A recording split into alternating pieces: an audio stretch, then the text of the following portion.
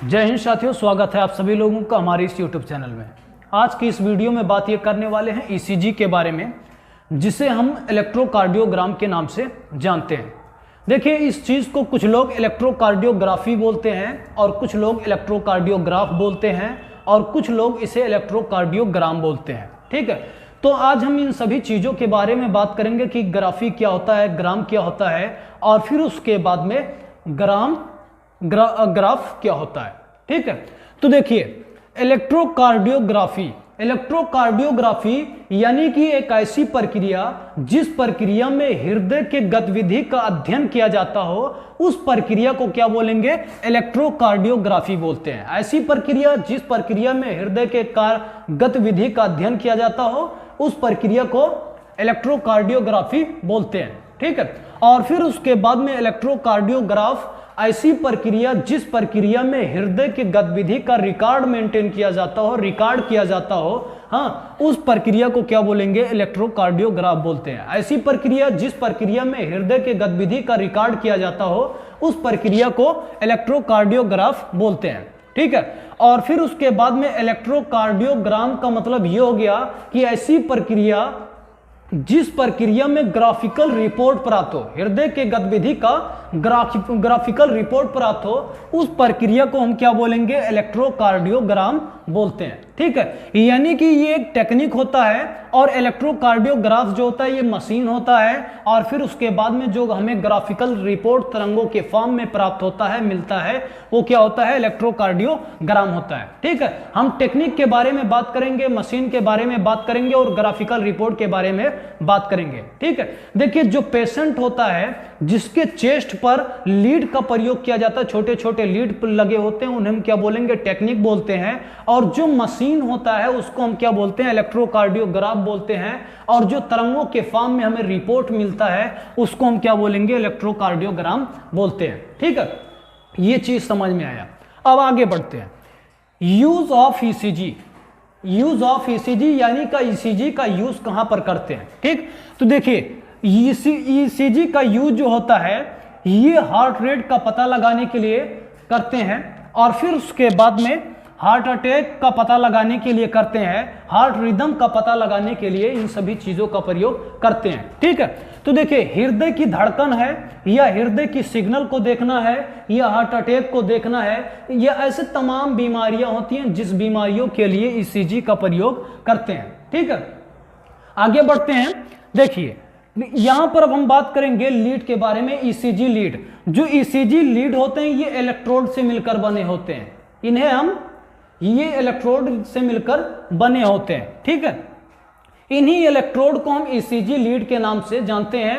ये जो लीड होते हैं ये 12 की संख्या में होते हैं। ठीक है, लेकिन जो प्रयोग किए जाते हैं हॉस्पिटल में अक्सर 10 ही लीड प्रयोग किए जाते हैं, अक्सर 10 ही लीड प्रयोग किए जाते हैं। ठीक है, देखिए, ये जो लीड होते हैं ये दो प्रकार के लीड होते हैं, एक होता है बाइपोलर और दूसरा होता है यूनिपोलर। बाइपोलर लीड और फिर उसके बाद में यूनिपोलर लीड। देखिए, इसमें जो बाइपोलर लीड होता है, हाँ, बाइपोलर लीड का मतलब ऐसा लीड जिस लीड में दो पिन निकले हुए हो, हाँ, जिस पिन में दो पिन निकले हुए हो उस लीड को हम क्या बोलेंगे? बाइपोलर। और यूनिपोलर का मतलब ये हो गया ऐसा लीड जिस लीड में एक ही पिन हो, उसे हम क्या बोलेंगे? यूनिपोलर। बाइपोलर का मतलब ऐसा लीड जिस लीड में दो पिन निकला हुआ हो उसे हम बोलेंगे बाइपोलर, और फिर उसके बाद में ऐसा लीड जिस लीड में एक ही पिन निकला हुआ उसे बोलेंगे यूनिपोलर। देखिए, बाइपोलर को हम लिम्ब लीड के नाम से जानते हैं। लिम्ब लीड का मतलब ऐसा लीड जो लीड हाथों तथा पैरों में लगाया जाता हो, उस लीड को हम क्या बोलेंगे? Limb lead. जो हाथों और पैरों में लगाया जाता हो उसे हम बोलते हैं लिम्ब लीड। और फिर उसके बाद में यूनिपोलर लीड, इसको हम अभी आगे देख रहे हैं। ठीक है, तो देखिए, जैसे चार्जर देखते हैं, चार्जर में कुछ चार्जर ऐसे होते हैं जिसमें दो पिन होते हैं, हाँ, जिसमें दो पिन होते हैं उसको बोलेंगे बाइपोलर, और जो एक ही पिन का एक ही मुंह का होता है उसे क्या बोलेंगे? यूनिपोलर। ठीक है, अब ये चीज समझ में आया, आगे बढ़ते हैं। देखिए, पहले में एक पेशेंट बनाते हैं। एक पेशेंट हो गया, अभी हुआ नहीं है, ये नाक हो गया और इसका माउथ हो गया, ये आँख हो गया। ठीक है, और कुछ छोटा, ये कान हो गया, ये हाथ हो गए इसके, 2 हाथ और 2 पैर भी बन गया। ठीक है, 2 पैर, थोड़ा बाल वाल भी बना दिए। अब ये पेशेंट नहीं मुजरिम लग रहा है, हाँ ये पेशेंट नहीं बल्कि मुजरिम लग रहा है, शैतान। ठीक है, देखिए अब लीड का हम प्रयोग करते हैं, बाइपोलर लीड। देखिए लीड नंबर 1, और बगल में हम एक ईसीजी मशीन भी बना लिए हैं, ईसीजी मशीन। बाइपोलर लीड है, ये क्या है, ईसीजी मशीन हो गया, ये पेशेंट है। ठीक है, तो देखिए बाइपोलर लीड में इसका पहला लीड लिए, इसमें 2 चार्ज है, एक है प्लस और दूसरा है माइनस। जो प्लस चार्ज होगा, हाँ ये प्लस चार्ज, जो पहले लीड का प्लस चार्ज जो होगा, ये क्या होगा कि दाएं हाथ में जाएगा। यही तो है दायां हाथ, ये है बायां हाथ। ठीक है, ये इधर से एक तार उठेगा, इसमें हम क्या काम करेंगे, दाएं हाथ में लगा देंगे प्लस चार्ज। ठीक है, और फिर उसके बाद में पहले लीड का दूसरा चार्ज जो होगा, ये माइनस जो चार्ज होगा, ये बाएं हाथ में जाएगा। ये कहाँ जाएगा, ये जाएगा बाएं हाथ में। ठीक है, ये माइनस चार्ज हो गया। ठीक, और फिर उसके बाद में लीड नंबर 2 है, इसका जो माइनस चार्ज होगा, एक चार्ज को उठाएंगे, फिर उसके बाद में दाएं हाथ में लगाएंगे। माइनस चार्ज जो होगा, ये होगा दाएं हाथ में, माइनस चार्ज। ठीक है, और फिर उसके बाद में इसके प्लस चार्ज को उठाएंगे, और उठाने के बाद फिर उसके बाद में बाएं पैर में लगाएंगे। बायां पैर कौन सा है, बायां पैर, हाँ यही बायां पैर हो गया। प्लस चार्ज को हम बाएं पैर में लगाएंगे। ठीक है, और फिर उसके बाद में लीड नंबर 3 का जो माइनस वाला चार्ज है, उसको हम लेफ्ट आर्म यानी कि बाएं हाथ में लगाएंगे। हाँ, मशीनरी से उठाने के बाद लेफ्ट हाथ में लगा दिए, और एक चार्ज को उठाएं लेफ्ट लेग में यानी कि बाएं पैर में लगा दिए।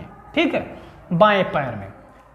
तो इस तरह से हम क्या काम करेंगे, लीड का प्रयोग करेंगे। ठीक, अब बात करते हैं यूनिपोलर लीड के बारे में। Unipolar lead, unipolar lead. ठीक है, जो यूनिपोलर लीड होते हैं, ये 2 प्रकार के लीड होते हैं। एक होता है यूनिपोलर लिम्ब लीड और दूसरा होता है unipolar chest lead. Unipolar limb lead and unipolar chest lead.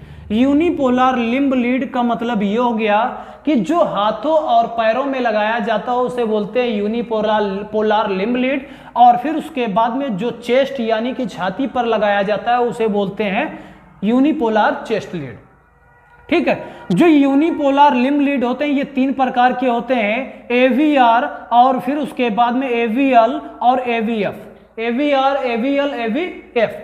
देखिए जो एवीआर लीड होता है, ये राइट आर्म में यानी कि दाएं हाथ में लगता है, और फिर उसके बाद में एवीएल जो होता है, ये लेफ्ट आर्म में यानी कि बाएं हाथ में लगता है, और फिर उसके बाद में एबीएफ जो होता है, ये बाएं लेग में यानी कि बाएं पैर में लगता है। ठीक है, तो इसका स्क्रीनशॉट लीजिए, फिर आगे बढ़ते हैं।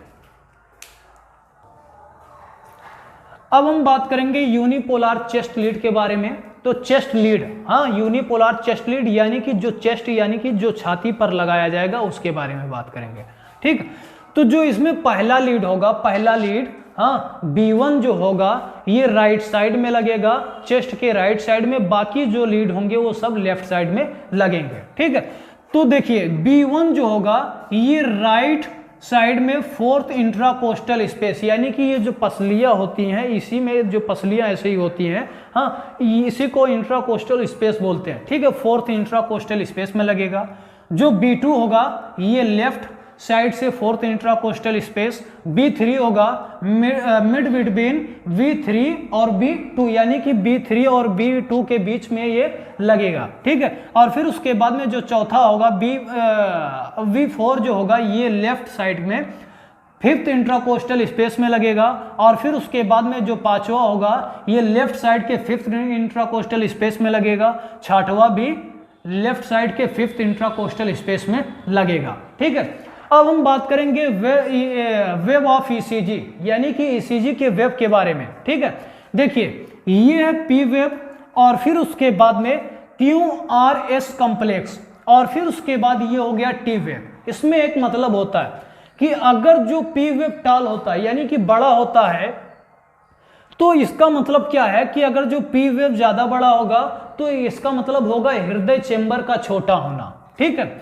और फिर उसके बाद में अगर जो पी वेव छोटा होगा तो इसका मतलब क्या है कि कैल्शियम की मात्रा बहुत अधिक बढ़ चुकी है। पी वेव छोटा होगा तो कैल्शियम की मात्रा बहुत अधिक बढ़ चुकी है। और फिर उसके बाद में अगर जो पी वेव इन्वर्टेड यानी कि बराबर होगा तो इसका मतलब ये है कि साइनोआर्टरियल ब्लॉक हो चुका है, ठीक है।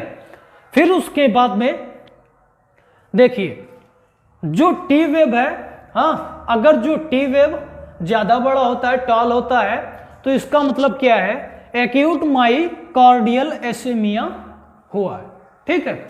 तो उम्मीद करते हैं आज का ये वीडियो समझ में आया होगा। मिलते हैं अगली वीडियो में, तब तक के लिए जय हिंद।